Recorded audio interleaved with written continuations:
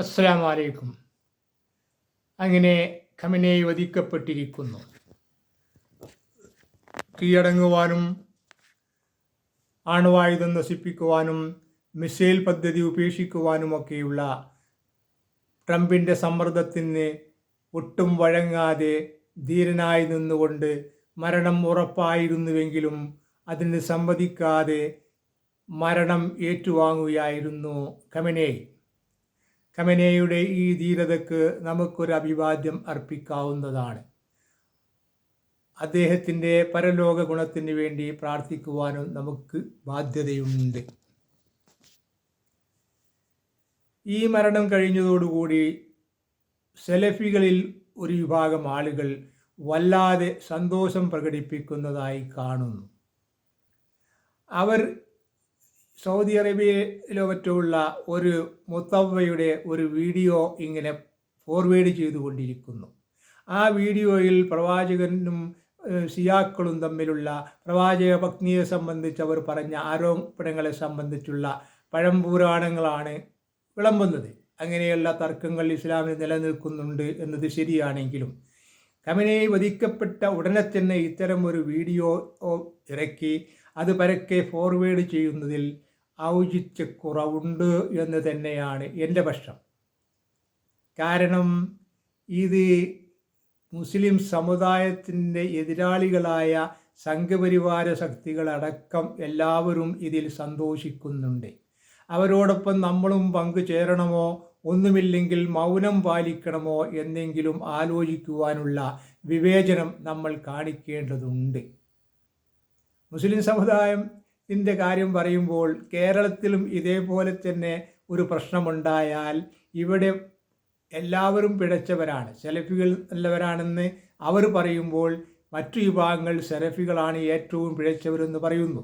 അതുപോലെ പരസ്പരം ആരോപണങ്ങൾ അവരെ കണ്ടാൽ മിണ്ടരുത്, മരിച്ചാൽ പോകരുത്, മയ്യത്തിന് വേണ്ടി നമസ്കരിക്കരുത് എന്നുള്ള വർഗീയപരമായ ഇസ്ലാമിൻ്റെ ഉള്ളിലുള്ള വർഗീയപരമായ കാര്യങ്ങൾ ഇവിടെ ശക്തമായി നിലനിൽക്കുന്നുണ്ട്.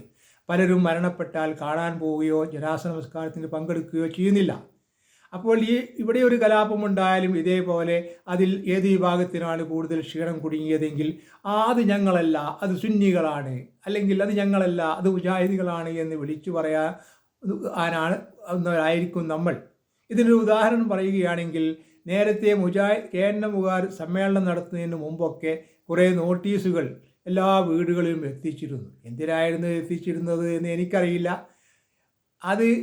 അതേപോലെ തന്നെ വിശ്രം വിഭാഗമുണ്ടായപ്പോൾ അവരുടെ ഒരു സമ്മേളനത്തിന് മുമ്പും ഇതേപോലെ നോട്ടീസുമായി പോയി. പറവൂരിലായിരുന്നു ആ സംഭവം. നോട്ടീസുമായി ചെന്നവരെ സംഘപരിവാരക്കാർ അവിടെ ഇട്ട് വേണ്ടത്ര അടിക്കുകയും അതിൻ്റെ ശേഷം അവരെ പോലീസ് സ്റ്റേഷനിൽ കൊണ്ടുപോയി ഏൽപ്പിക്കുകയും ചെയ്തു. അങ്ങനെ പോലീസ് സ്റ്റേഷനിൽ കൊണ്ടുപോയി ഏൽപ്പിച്ചപ്പോൾ അന്ന് പിണറായി ഗവൺമെൻറ്റിൻ്റെ പോലീസ് ഈ അടി കൊണ്ടവരുടെ പേരിൽ കേസെടുക്കുകയും അടിച്ചവരെ വെറുതെ വീട്ടിൽ പറഞ്ഞേക്കുകയുമാണ് ചെയ്തത്. അത് കേരളത്തിലുണ്ടായ സംഭവമാണ്. ഈ സംഭവത്തെ സംബന്ധിച്ച് മറ്റൊരു സംഘടനയുടെ നേതാവിനോട് ഒരു പത്രപ്രവർത്തകൻ ചോദിച്ചപ്പോൾ അത് ഞങ്ങളല്ല എന്നാണ് ആ നേതാവ് പറഞ്ഞത്. അല്ലാതെ ഞങ്ങൾ ഇതുപോലെ സമ്മേളനം നടത്തുമ്പോൾ നോട്ടീസ് കൊടുത്തിരുന്നു, അതിൽ ഒരു വർഗീയതയും ഉണ്ടായിരുന്നില്ല, അതേപോലെയുള്ള ഒരു നോട്ടീസാണ് ഈ കൊടുത്തത്, ഇത് സംഘപരിവാര ശക്തികൾ മനഃപൂർവ്വം ചെയ്തതാണ് എന്ന് പറയുന്നതിന് പകരം ആ നേതാവ് ഇത് പറഞ്ഞ് അയാൾ മേനി നടിക്കുകയാണ് ചെയ്തത്.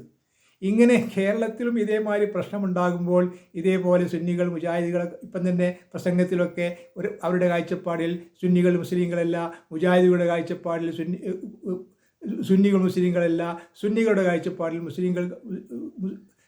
അവർ മുസ്ലിങ്ങളല്ല, ഇങ്ങനെ പരസ്പരം ഇസ്ലാമിൽ നിന്ന് അകന്നു പോയവർ എന്നാണ് ഇവർ വിശേഷിപ്പിച്ചുകൊണ്ടിരിക്കുന്നതെന്ന് മാത്രമല്ല മുജാഹിദുകൾ തന്നെ ഗ്രൂപ്പുകളായി തിരിയുമ്പോൾ അവർ തമ്മിലും പരസ്പരം ഈ ആരോപണം തന്നെയാണ് പറയുന്നത്. തൗഹീദിൽ നിന്ന് തെറ്റിപ്പോയി, പിഴച്ചുപോയി എന്നാണ്. അങ്ങനെ പരസ്പരം ഈ ആരോപണം തന്നെ പറഞ്ഞു നടക്കുന്നവരാണ് കേരളത്തിലെ മുസ്ലിങ്ങൾ.